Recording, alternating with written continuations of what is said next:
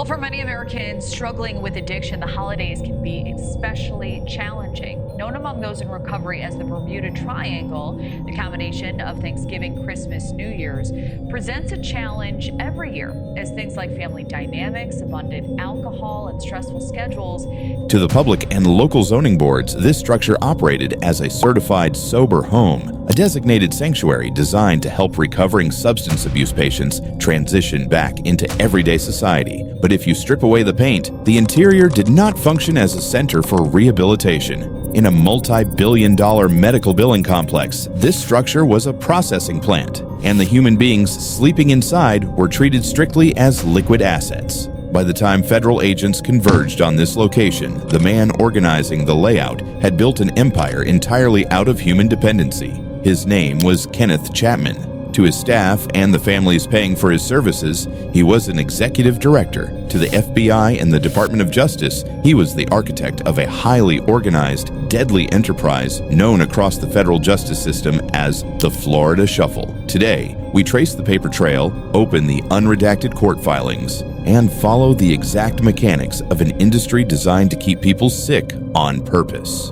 The architecture of the hunt. To understand how a convicted felon like Kenneth Chapman could legally operate a multi-million-dollar medical empire, we have to examine a severe structural vulnerability introduced into the American healthcare system in 2010. Under the Affordable Care Act, private insurance providers were legally mandated to cover substance abuse treatment as an essential health benefit. Concurrently, the legislation allowed young adults to remain on their parents' high-end corporate insurance policies until the age of 26. Overnight, thousands of young individuals battling severe addiction were suddenly backed by premium, out-of-network insurance coverage worth up to $10,000 per week in automated billing potential. Chapman recognized the mathematics of this loophole immediately. He realized that a patient who successfully recovered was a financial dead end. Once a patient gets clean, the billing sequence stops. To maximize his corporate profit margins, Chapman needed a system that stabilized people at the exact threshold of relapse.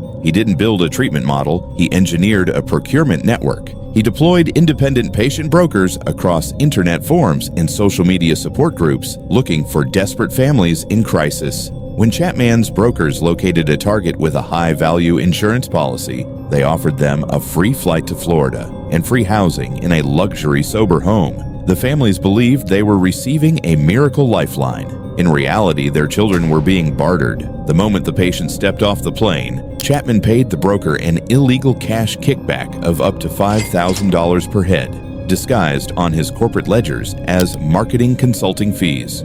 The laboratory centrifuge. Once Chapman secured his assets on the ground in South Florida, he funneled them into a highly controlled, three-tiered behavioral trap. The enterprise required 3 interlocking structures: the sober living home to house the bodies, the clinical treatment center to legitimize the operations, and the high-complexity toxicology laboratory to extract the revenue. Chapman explicitly prohibited his residents from seeking employment or leaving the properties without supervision. Their entire day was organized around a single task: producing fluid samples. Chapman forced the residents of his sober homes to undergo mandatory urine drug tests up to 4 times every week. On paper, it appeared to be a rigorous clinical monitoring process to protect their sobriety. In reality, Chapman had established his own private testing laboratories, such as Reflections Treatment Center. His clinics utilized advanced liquid chromatography machines to scan each sample for hundreds of obscure, irrelevant chemical compounds simultaneously.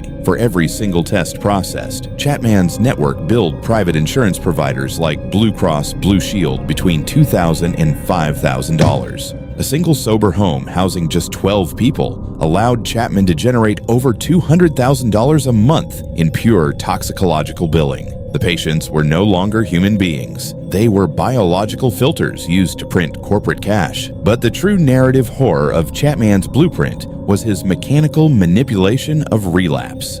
When an insurance company began to question the necessity of continuous daily drug testing, Chapman's revenue streams faced an immediate threat. To reset the system, Chapman ordered his sober home managers to intentionally introduce narcotics into the houses. Employees would quietly distribute bags of heroin or fentanyl to patients who had been clean for months. The moment the patient gave in to the psychological trigger and used it, they failed their next mandatory test. Instead of evicting them, Chapman immediately readmitted them into his high-tier intensive inpatient detoxification program.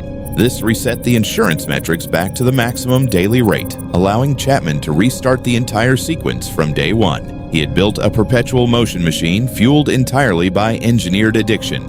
The breakdown of the safeguards. As Chapman's operation scaled toward its peak, the financial incentives grew so massive that all basic human safeguards completely collapsed. In court depositions, former residents testified that Chapman's homes had transformed into corporate-run drug dens. Chapman began seizing the passports and identification cards of young female residents, forcing them into human trafficking and prostitution at local motels, while continuously billing their insurance for group therapy sessions they never attended. The system had achieved total deregulation. The structural design of the Florida Shuffle operated without internal friction until the body count became impossible to conceal. Because Chapman's business model required active relapses, patients were constantly exposed to lethal doses of unadulterated narcotics. When individuals suffered fatal overdoses inside his properties, Chapman's primary concern was not medical intervention. It was the protection of his billing codes. Federal prosecutors documented instances where staff members waited hours to call emergency services while they cleaned the scene, or physically moved bodies out of the facilities to make the deaths appear as isolated, independent overdoses on public streets. The machine could not allow a fatality to disrupt the data stream, severing the ledger. The destruction of Kenneth Chapman's network didn't come from internal medical boards or state health inspectors. It required a coordinated federal strike. In late 2016, the Palm Beach County Sober Homes Task Force, alongside the FBI and the IRS, executed a wave of synchronized raids across South Florida. Investigators bypassed the front desks, seized the internal electronic billing logs, and finally exposed the hidden paper trail connecting Chapman's sober homes directly to his toxicological testing laboratories. In May of 2017, Kenneth Chapman sat in a federal courtroom as a judge dismantled his enterprise line by line. He was convicted of conspiracy to commit healthcare fraud, money laundering, and sex trafficking, and sentenced to 27.5 years in federal prison. His clinics were shuttered, his assets were seized by the state, and his loop was structurally severed. But the underlying systemic vulnerabilities that allowed him to rise remain entirely unfixed. The story of Kenneth Chapman stands as a definitive warning of what happens when the mechanics of a corporate system prioritize automated metrics over human lives. The court files are now completely unsealed, proving that every system can be weaponized if allowed to operate completely in the dark. The individual operations may have been breached, but the blueprints of corporate greed continue to search for the next weak point.